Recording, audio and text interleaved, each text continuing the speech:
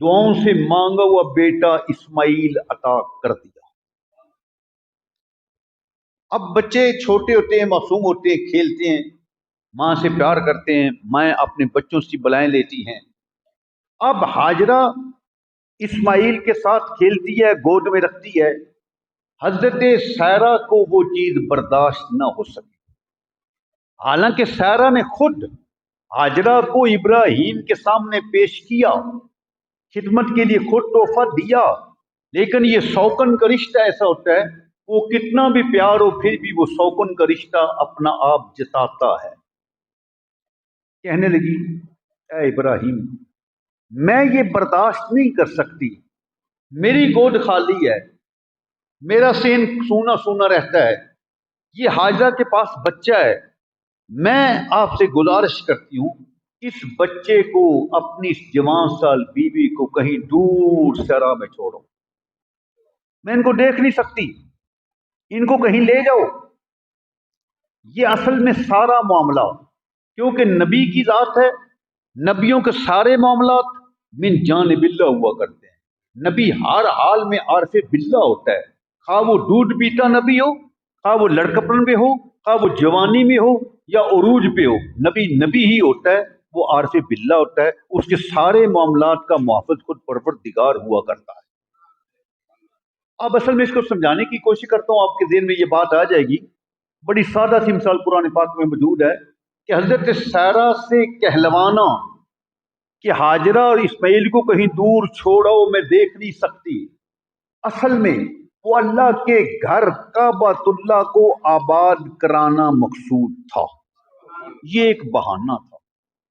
قرآن سے اٹھا کر اللہ کریم نے حضرت آدم و حوا کو بنایا، پیدا فرمایا، جنت میں ٹھہرایا، فرمایا تم یہاں کھاؤ پیو، فادخلا اس میں داخل ہو جاؤ، تم کھاؤ فکلا شئتما جہاں سے مرضی ہے رغدن وہاں سے کھاتے پیتے، لیکن فلا تقربا هذه الشجرہ اس درخت کے نیچے قریب نہیں جانا، اس کا دانہ نہیں کھانا، باقی جو مرضی کرو۔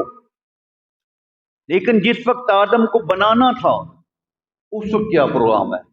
فرشتوں کو جمع کیا، اکٹھا کیا، اور میں ملائکہ بتاؤ انی جائل فی الارض خلیفہ، میں زمین میں اپنا جانشین بنانا چاہتا ہوں، تمہاری کیا رائے ہے؟ تم کیا رائے رکھتے ہو؟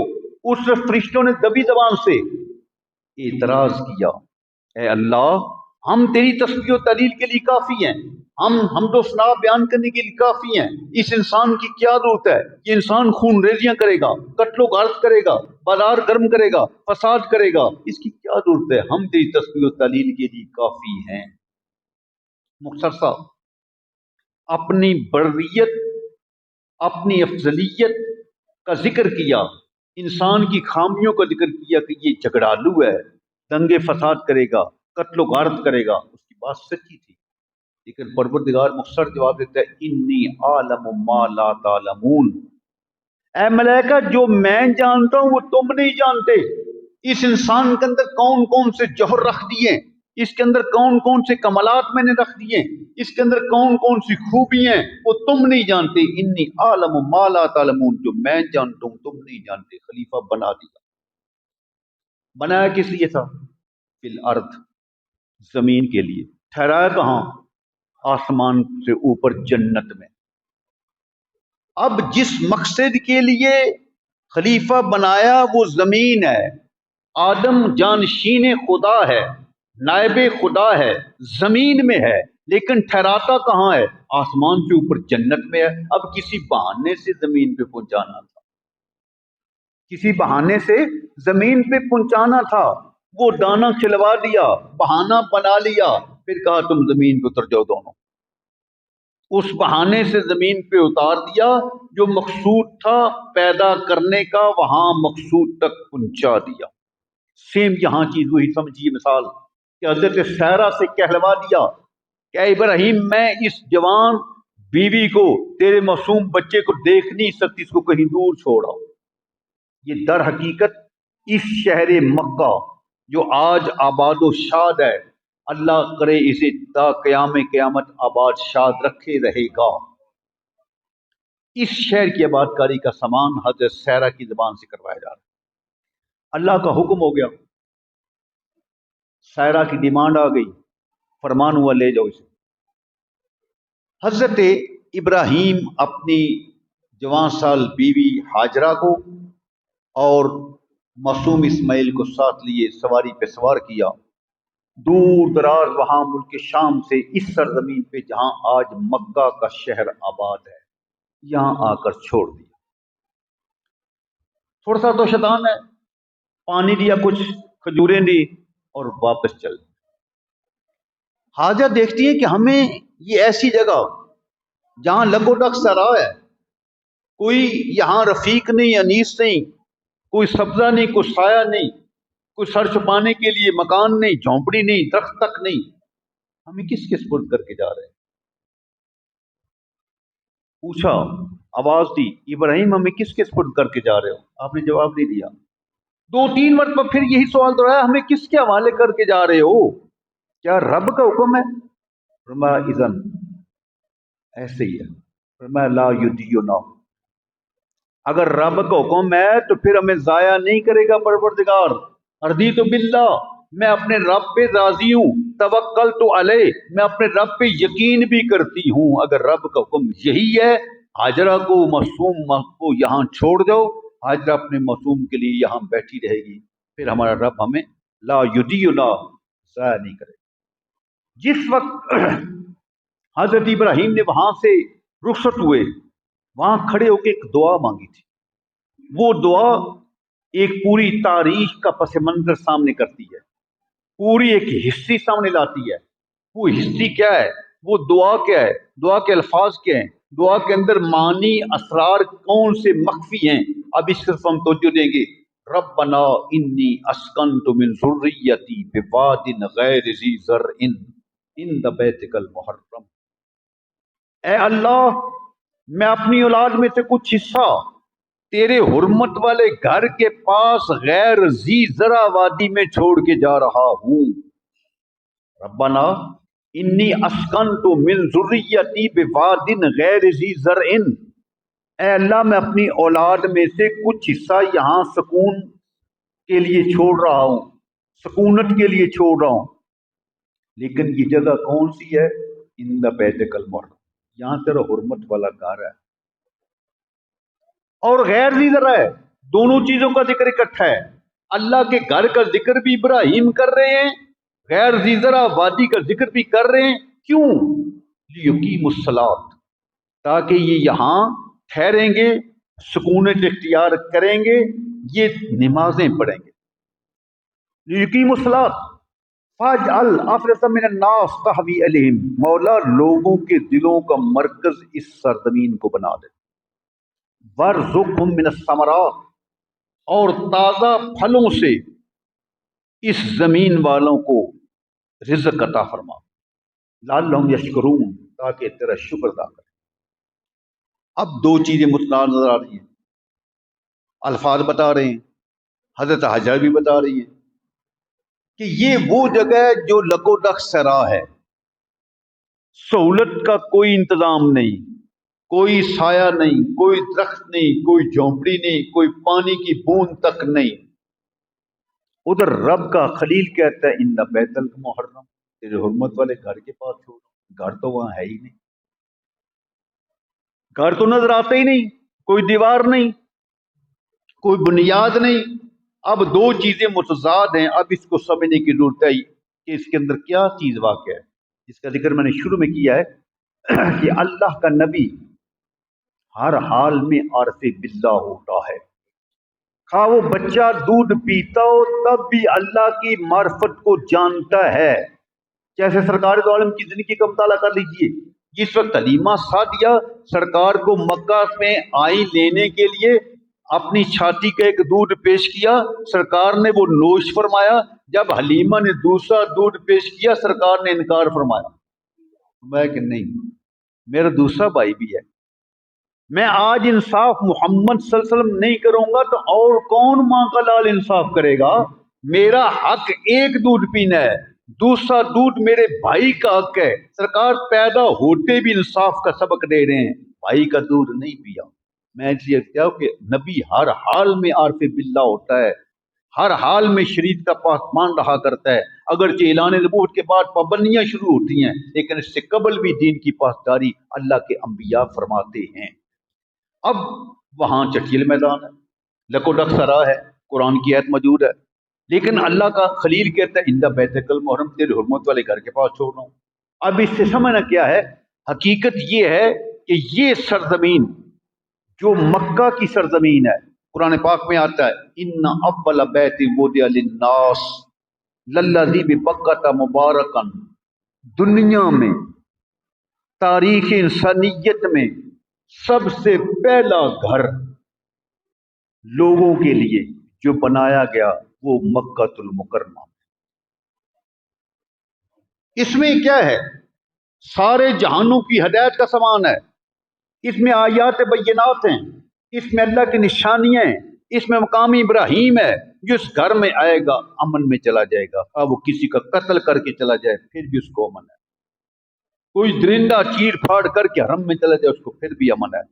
اس گھر کا حج وللہ للناس حج البیت بیت من استطاع الیہ سبیلا، اللہ کی رضا کے لیے اس گھر کا حج کرنا فرض ہے، اگر کوئی انکار کرتا ہے تو رب کی ذات اس سے بے نیاز ہے، بے پرواہ ہے۔ اب یہاں اللہ کا قرآن کہتا ہے سب سے پہلا گھر مکہ میں ہے، ابراہیم کہتے ہیں تیرے حرمت والے گھر کے پاس چھوڑ رہا ہوں، گھر نظر آتا نہیں، اس کی تاریخ کی طرف ہم جائیں گے۔ سب سے پہلے اس زمین پر پانی ہی پانی تھا، اللہ نے مخلوق آسمان پہ پیدا کی، فرشتے وغیرہ پیدا کر دیے۔ قرآن میں آتا ہے کان عرشہ علی الماء، یعنی اللہ کا عرش بھی پانی پہ تھا، اللہ کے فرشتے، اس کے اوپر ایک گھر ہے جس کو بیت المعمور کہا جاتا ہے، بیت العزت بھی کہتے ہیں، اس گھر کا وہ لوگ طواف کرتے ہیں، اللہ کی فرشتے اللہ کا قرب حاصل کرتے ہیں، نزدیکی حاصل کرتے ہیں، اللہ کی جو ہے وہ رحمتوں کو لوٹتے ہیں۔ یہاں پانی پانی تھا، پروردگار نے اس پانی کو جھاگ کی شکل دے دی، جب جھاگ دی اس کو ٹھوس کر دیا، پختہ کر دیا، زمین کی شکل دے دی، پھر اللہ پاک نے فرشتوں کی ایک جماعت بھیجی کہ جاؤ فی الارض، زمین میں چلے جاؤ، میرا خلیفہ زمین میں جائے گا، انی جاعل فی الارض خلیفہ، اس کے جانے سے پہلے تم زمین کے نظام کو سنبھالو، معاملات کو کور کرو، میرا محبوب خلیفہ آنے والا ہے، اس سے قبل تم زمین کو جا کے آباد کرو۔ وہ فرشتے زمین پہ آ گئے، ابھی حضرت آدم نے دنیا میں آنا ہے، یہ حضرت آدم کے تشریف دنیا میں لانے سے قبل، زمین پہ دھرتی پہ قدم رکھنے سے قبل فرشتوں کی جماعت آ چکی ہے۔ اب وہ فرشتے عرض کرتے ہیں اے پروردگار، آسمان کے فرشتے بیت المعمور کا طواف کرتے ہیں، تیرا قرب حاصل کرتے ہیں، تیری نزدیکی حاصل کرتے ہیں، تسبیح و تعلیل پڑھتے ہیں، اس کے سائے میں بیٹھتے ہیں، تیرا ذکر کرتے ہیں، تیری رحمت کے خزانے لوٹتے ہیں، ہم زمین پہ آ گئے، ہمیں بھی کوئی گھر ایسا دے نا جو آسمان والوں کو دیا ہے، ہم بھی اس گھر کا طواف کریں، ہم بھی اس گھر کے سائے میں بیٹھیں، وہاں تیری رحمت برستی ہو، دن رات برستی ہو، لہذا ایسی جگہ ہمیں بھی زمین میں عطا فرما جس کا درجہ مقام جیسے بیت المعمور کا عرش پہ ہے ایسے فرش پہ بھی گھر عطا فرما۔ اللہ کریم فرماتے ہیں ہاں تمہیں بھی اجازت ہے، تم جنت سے سفید چمکدار موتی لے جاؤ، اور اس کے عین وسط جہاں بیت المعمور ہے اس کے بالکل سیدھا نیچے انہی بنیادوں پر ایک گھر تعمیر کر دو، اس گھر کا تم طواف کرو، تمہیں عزت ملے گی، تمہیں شان ملے گی، تمہیں مرتبہ ملے گا، تمہیں مقام ملے گا۔ اللہ کے فرشتوں نے جہاں آج کعبۃ اللہ جلوہ فروز ہے، اس مقام پر انہی بنیادوں پر جنتی چمکدار سفید موتیوں کے ساتھ ایک گھر تعمیر کیا، اس کا طواف کرتے تھے۔ یہ حضرت آدم کے دنیا میں قدم رکھنے سے قبل 200 سال پہلے کی بات ہے، 200 سال 2 صدیاں گزر جاتی ہیں، بلڈنگیں بوسیدہ ہو جاتی ہیں، منہدم ہو جاتی ہیں، 200 سال کی پرانی عمارتوں کا حال دیکھو، خستہ ہو جاتی ہیں۔ جس وقت حضرت آدم دنیا میں تشریف لائے تو ان کی پہلی ملاقات عرفات میں، ساتھ ساتھ ضمن ذکر کرتے چلیں، حضرت آدم کو کہیں اور اتارا، حوا کو کہیں اتارا، 309 سال تک او فغاں کرتے رہے، گریہ زاری کرتے رہے، آپ اس دانہ کھانے کی لغزش کو معافی کے لیے دعائیں کرتے رہے، گڑ گڑاتے رہے، الہو زاری کرتے رہے، لیکن دعا قبول نہیں ہوتی۔ بالآخر حضرت آدم صفی اللہ ایک دن دعا مانگتے، مولا آج اس نام محمد کا صدقہ، جس نام کو تو نے اپنے نام کے ساتھ لکھا ہے، اس کا صدقہ ہمیں معافی عطا۔ اللہ کریم فرماتا ہے، اے آدم 300 سال گزر گئے، آج دعا انوکھے انداز سے کیوں مانگی ہے؟ آج کیا خیال ہے نام محمد کا واسطہ دے رہے ہو؟ عرض کی مولا بس یاد آیا جب تو نے مجھے پیدا کیا، جنت میں ٹھہرایا، میں نے عرش کی طرف نگاہ اٹھا کے دیکھا، عرش کی ساق پہ لکھا تھا لا الہ الا اللہ محمد رسول اللہ۔ سوچا جس نام کو رب نے اپنے نام کے ساتھ جوڑ کے لکھا ہے وہ ذات تو سب سے مقدس ہے۔ پھر مجھے جنت میں بھیجا، میں نے جنت کے دروازوں پہ لکھا لفظ محمد کو نقش پایا، پھر میں نے حوروں کو دیکھا، ان کے ماتھے کا جھومر نام محمد کو پایا، میں نے جنت کے درختوں کے پتوں کے اوپر نام محمد کو پایا، ہر چیز پہ میں نے نام محمد کو نقش پایا۔ مجھے خیال آیا، اے آدم جس نام کو تو نے جنت کے درختوں کے پتوں پہ دیکھا، تو نے حوروں کے ماتھوں پہ دیکھا، تو نے عرش کے ساق کے اوپر دیکھا، تو نے دروازوں پہ دیکھا، آج اس نام کا واسطہ دیتی دعا قبول ہو جائے۔ اس لیے میں نے آج نام محمد کا واسطہ دیا ہے، پروردگار نے دعا قبول فرما لی۔ ان کی ملاقات عرفات کے میدان میں، آدم و حوا کی دنیا میں ہی۔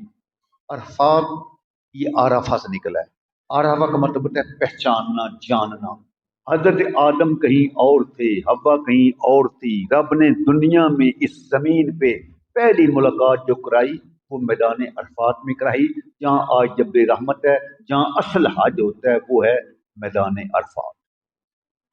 9 تاریخ جسے یوم عرفہ بولتے ہیں، اگر حاجی صبح سے شام سے قبل ایک گھڑی کی، ایک لمحے کے لیے بھی اگر اس میدان میں پہنچ جاتا ہے تو وہ حاجی ہے۔ اگر سارے کام کرتا ہے، سارے ارکان ادا کرتا ہے، لیکن 9 ذی الحج کو یوم عرفہ کو میدان عرفات میں نہیں جاتا، وہ حاجی نہیں ہے، باقی دم دے گا، جرمانے دے گا، اگلے سال پھر حج کرے گا۔ تو یہ وہ میدان ہے عرفات جہاں حضرت آدم و حوا کی پہلی ملاقات، اس کا نام ہی اس لیے میدان عرفات ہے۔ بات چل رہی تھی کہ حضرت آدم کے دنیا میں تشریف لانے سے قبل 200 سال انہی بنیادوں پر یہ اللہ کا گھر فرشتوں نے بنایا، یہ پہلی تعمیر ہے۔ جب 200 سال گزر گئے، وہ سیدگی آ گئی، پرانا پن آ گیا، حضرت آدم نے کہا کہ یا اللہ یہ گھر تو پرانا ہو گیا، اس کی تعمیر نو کرنے کی ضرورت ہے۔ فرمایا اس کی تعمیر نو کرو آدم۔ فرمایا میں تو اکیلا ہوں۔ فرمایا فرشتوں کی جماعتیں بھیج دیتا ہوں، مزدور بڑے ہیں، تم کاریگر بنو، مزدور میں بھیج دیتا ہوں۔ فرشتے مزدور بن کے آتے ہیں، بڑے بڑے پتھر، حدیث میں آتا ہے کہ 30 آدمی آج کے اس پتھر کو نہیں اٹھا سکتے تھے جو اللہ پاک کے فرشتوں نے اٹھا کر آدم کو پیش کیے۔ آدم نے فرشتوں کے تعاون سے انہی بنیادوں پر پھر گھر تعمیر کر مدتیں یہ کام چلتا رہا۔